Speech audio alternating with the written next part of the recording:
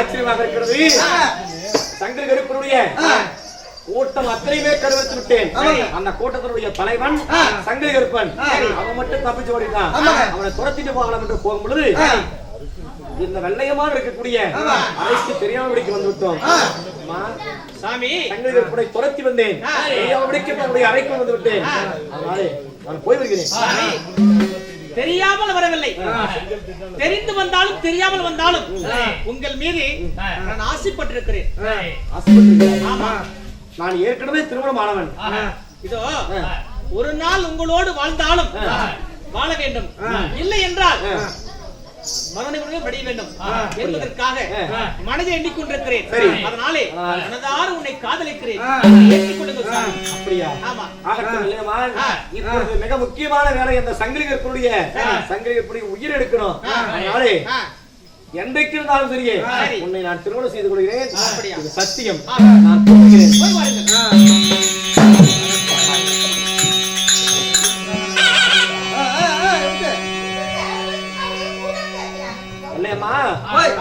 சங்கர கருப்பனை துரத்தி வரும்பொழுது நேர காலம் 9 மணி இருந்தது. இப்பொழுது உன்னிடத்தில் பேசிட்டு இருக்கும் பொழுது நேரமானது 10 மணியை தாண்டி விட்டது. அதனால் என்ன? இப்படியே இந்த வீரனாகப்பட்டவன் நான் சொல்றான். வெள்ளையம்மாளுடைய அறையிலிருந்து வீரன் தனியாக போய் வருகிறார் என்பதற்காக என்னுடைய படைத்தளபதிகள் அத்தனையுமே கண்டுகொள்வார்கள். அதனாலே என்ன செய்வது? சாமி, ஊரடங்கு சட்டம் தாங்கள் தான் போட்டீர்கள். அப்படி இருக்கும் பொழுது இதோ உளவை கொண்டு வந்தேன் என்பதற்காக நீங்கள் சொல்லிவிட்டு செல்லலாமே. வீதி வழி மார்க்கமாக நான் சென்றால் அதை ஏத்துக்குவாங்க. சரி, இந்த வெள்ளையம்மாள் இருக்கக்கூடிய இந்த அறையிலிருந்து நான் சென்றால் நம்மை பார்த்து தவறாக பேசுவார்கள். ஒரு பெண் தனியாக இருக்கிறாள், அந்த அறையில் இருந்து தாங்கள் சென்றால் பார்த்து பரிகாசம் பேசுவாங்க.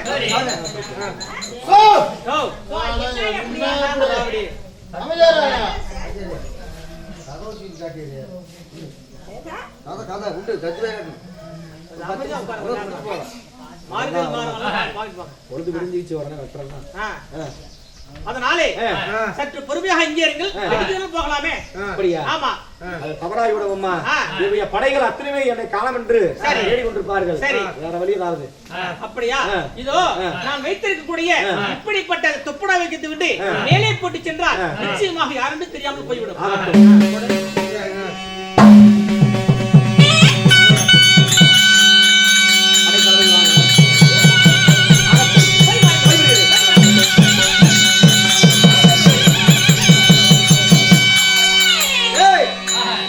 இரவு 10 மணி ஆகிவிட்டது.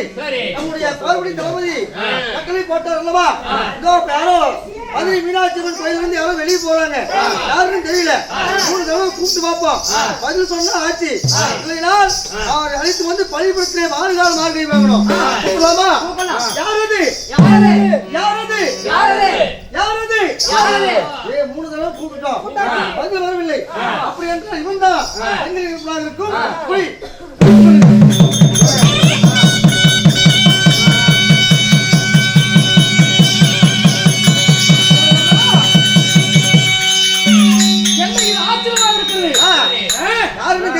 இரவு 10 மணிக்கு மேலே யார் நடமாடுகிறாரோ அவரை வழி கொடுப்பதாக வழிபீடத்திற்கு அழைத்து வர சொல்லியிருந்தோம். வீரனுடைய உத்தரவு அப்படி. பாருங்க, 3 முறை கூப்பிட்டு பார்த்தோம், பதிலே வரல. அதனாலே வீரனுடைய கட்டளை பிரகாரம் வழிபடுத்து கூட்டிட்டு வந்தாச்சுங்க. இருந்தாலும் இவருடைய முகமானது மூடி இருக்கிறது. உடனடியாக முகத்தில் இருக்கக்கூடிய துணியை எடுத்துவிட்டு இவர் யார் என்று பார்க்க வேண்டும்.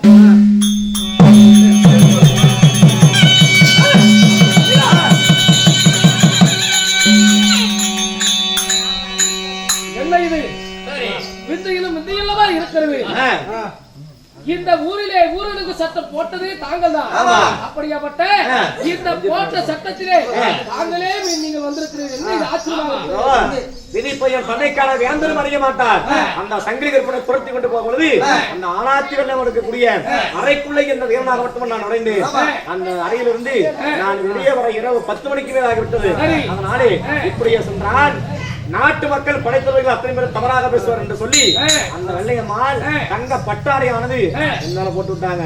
அந்த தங்க பட்டாடை எடுத்து போர்த்தி கொண்டு அந்த மதுரை மீனாட்சி அம்மன் கோயிலுடைய மதில் சுவர் மீது ஏறி அந்த புறமானது குதிக்கும் பொழுது நம்முடைய காவலாளிகள் அத்தனை பேர் என்னை கண்டுகொண்டார்கள். காவலாளிகள் கேட்ட கேள்விக்கு நான் பதில் சொல்லியிருக்கிறேன். ஆனால் என்னவென்று தெரியவில்லை.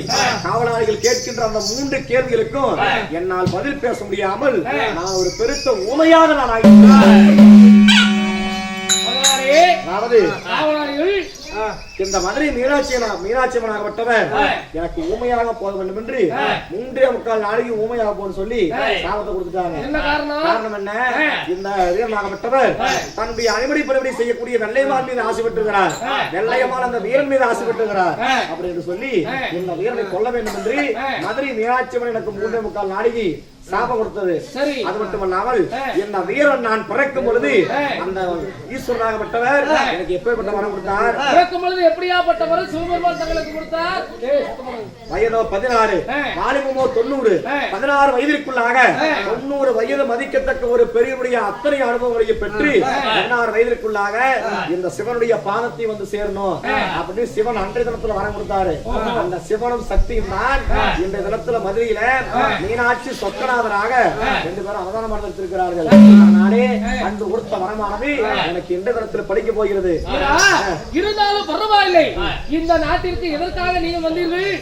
சங்கிலி கருப்பனுடைய கூட்டத்தை அழிப்பதற்காக தாங்கள் வந்தீர்கள். இருந்தாலும் இந்த சட்டம் போட்டது நீங்க தான். சட்டத்தை போட்டது நீங்க தான். அதனால இந்த சட்டத்துல நீங்களே இருக்க வேணாம். இந்த சட்டத்தை முதலில் இப்பொழுது நீக்கணும்.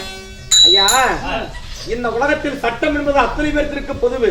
மன்னராக இருந்தால் என்ன, படை தளபதியாக இருந்தால் என்ன, மக்களாக இருந்தால் என்ன, நம்மை படைத்த கடவுளே வந்தாலும் சரியே நாம் போட்ட சட்டம் தான். இன்றைய தினத்தில் இந்த வீரன் இந்த சட்டத்தை மீறிவிட்டால் நான் மீண்டும் போடுற சட்டத்தை யாராவது ஏற்றுக்குவாங்களா? அதனாலே அந்த இடத்திலே வீரன் போட்ட சட்டத்திலே அவரே வலியமாக மாட்டிக்கொண்டார். அன்றிலிருந்து அந்த வீரனாகப்பட்டவர் மாறுகால் மாறுகை வெட்டப்பட்டார் என்ற பெயரானது இந்த உலகத்தில் நிலைத்து நிற்கும்.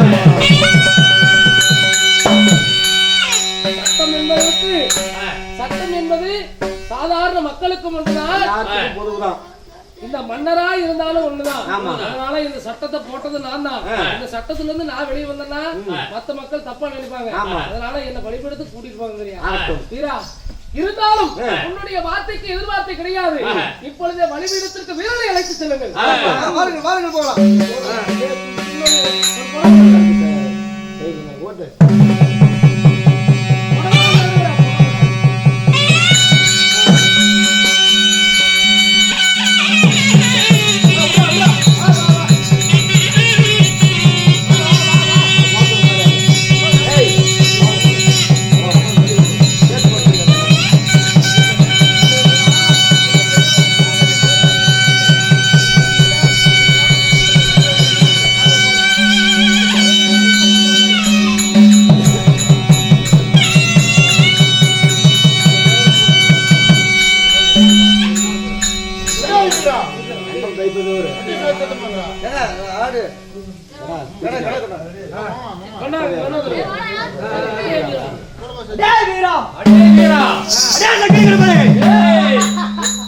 என்னை கொல்ல வந்தாய்?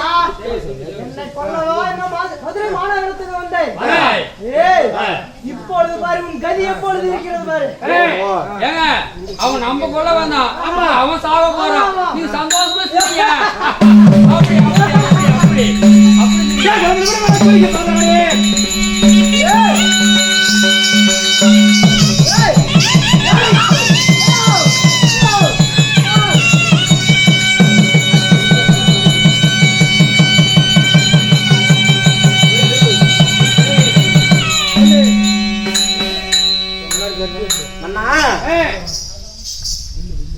இந்த சங்கிலிகர்களுடைய கூட்டத்தை கருவிருப்பதற்காக இந்த மதுரை மாநகரத்திற்கு என்னை படத்திற்கு அந்த கூட்டத்தை அத்தனை பேர்த்தையும் கருவறுத்துட்டேன். சங்கிலி கருப்பன் மட்டும் தப்பித்து ஓடி பிழைத்துக் கொண்டிருந்தான். இந்த வடிவெடுத்தில் நான் நிற்கும் பொழுது, அடே வீரா, என்னை கொல்வதற்காக திருச்சியிலிருந்து இந்த மதுரைக்கு வந்தான். ஆனால் எனக்கு முன்பதாகவே உன்னுடைய உயிராக போக போகிறது அப்படி என்று என்னை பார்த்து ஏளனமாக சிரித்தான் அந்த சங்கிலி கருப்பன். அதனாலே ஆங்கார கோபம் கொண்டு கைவிலங்கு கால் விலங்கு அத்தனையுமே அத்து கொண்டு உடனடியாக அந்த சங்கிலி கருப்பனை கொன்று விட்டேன். உங்களுக்கு செய்து கொடுத்த சத்தியம், உங்களிடத்தில் சொன்ன வாக்கானது என்னால் முடிந்தவரை நான் நிறைவேற்றி விட்டேன். நான் வடிக்கு தயாராக இருக்கிறேன். உடனடியாக கைவிலங்கு கால் விலங்கிட்டு இந்த வீரனை உடனடியாக மாறுகால் மாறி விட்டுங்க.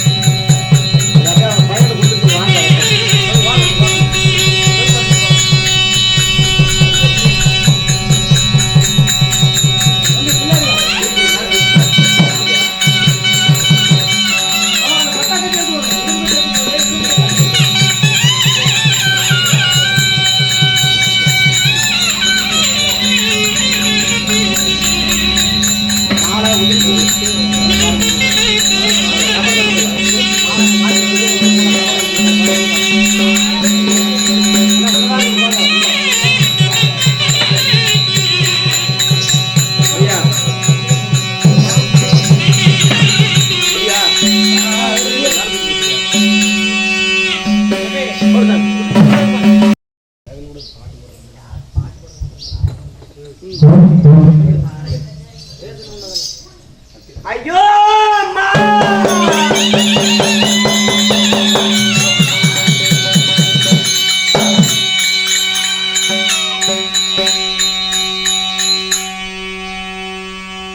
விதிப்பையன் தனைக்கான வேந்தரும் அறிய மாட்டார். வருமிதி வந்துவிட்டால் படுமிதி பட்டேதான் தீர்மா. சிவனாகப்பட்டவர் என்று கொடுத்த வரம் எனக்கு. வயதோ 16, பாலிமோ 90. இந்த 16 வயதிற்குள்ளாக 90 வயது மதிக்கத்தக்க ஒரு பெரியவருடைய அனைத்து அளவுகளையும் பெற்று 16 வயதிற்குள்ளாக என்னுடைய பாதத்தை வந்து நீ சேர வேண்டும் என்பதற்காக அன்று சிவனார் கொடுத்த வரலாறு எனக்கு இந்த தினத்தில் படைத்து விட்டதே.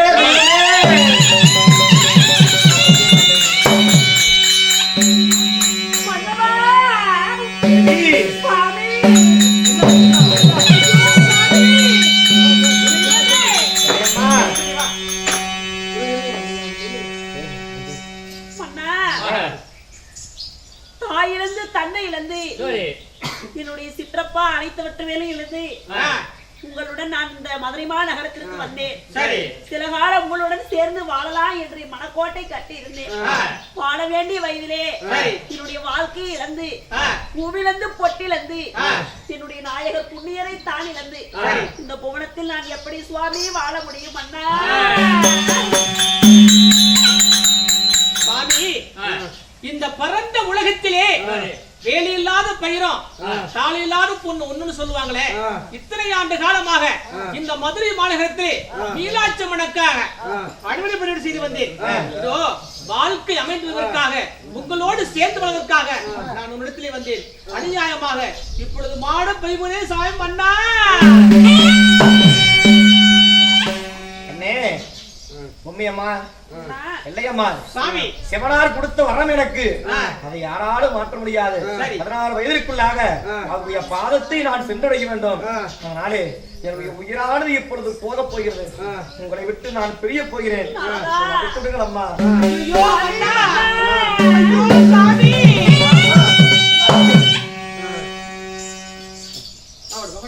கண்ணே மகனே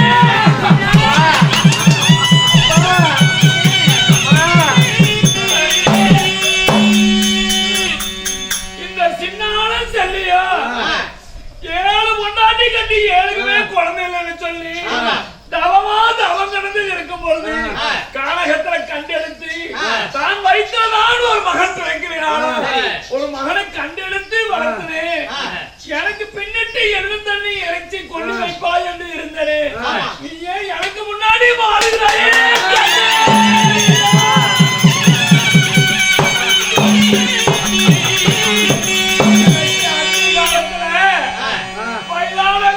எனக்கு சோறு ஊட்டி வாழூட்டி பழப்பா என்று மனிதன் நினைத்திருந்தேன். அத்தனையும் மண்கோட்டியாகி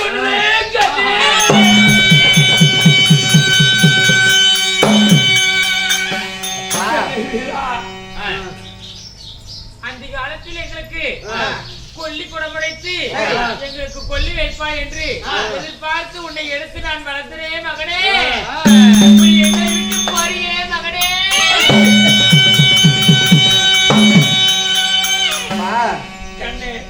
வேண்டாம். சிவன் கொடுத்த வரம் எனக்கு அதனாலே பலிதமாகி விட்டது. இந்த உலகத்தில் ஒரு குழந்தையை பெற்றெடுத்திருந்தால் கூட இவ்வளவு ஒரு பாச நேசத்தோடு வளர்த்திருப்பார்களா என்பது சந்தேகம்தான். கானகத்தில் சாக கிடந்த இந்த வீரனை கண்டெடுத்து என்னை வளர்த்தி வாலிபு செய்து என்னுடைய மாதிரிகள் அல்லவா, என்னுடைய அருளினம் அல்லவா. இதோ இந்த வீரன் மாண்ட பிறகு இந்த வீரனுடைய நினைவாக வருடம் ஒரு முறை வருடம் தவறாமல் வரைக்கு இந்த வீரனுக்கு ஒரு கோயிலான உற்பத்தி செய்து வருடம் தவறாமல் இந்த வீரனை எடுத்து கொண்டாடி வந்தால் இந்த உலகம் இருக்கும் வரை நம்முடைய அருநீர் இனம் எங்கெங்கு இருக்கிறதோ அங்கெல்லாம் இந்த வீரன் நம்முடைய அருநீருடைய மாதி இனத்தை நான் கைவிடாமல் காக்கிறேன்.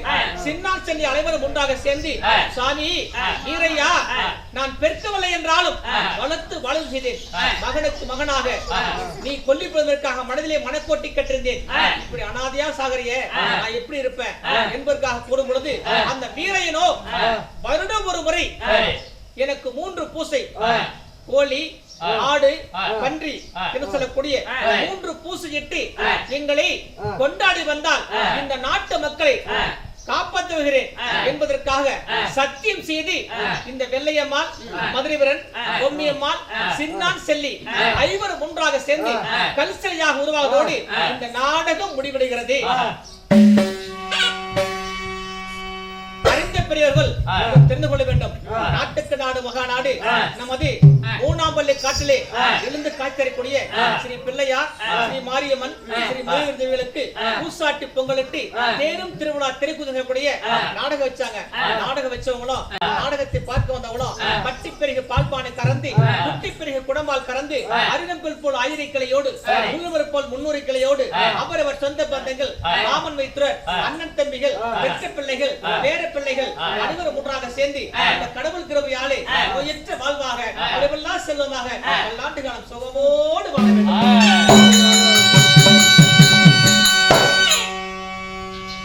மதுரைவரன் 2ஆம் பாகம் நாடகம் முடிவுற்றது. மீண்டும் சந்திப்போம். அனைவருக்கும் நன்றி. வணக்கம், வணக்கம், வணக்கம்.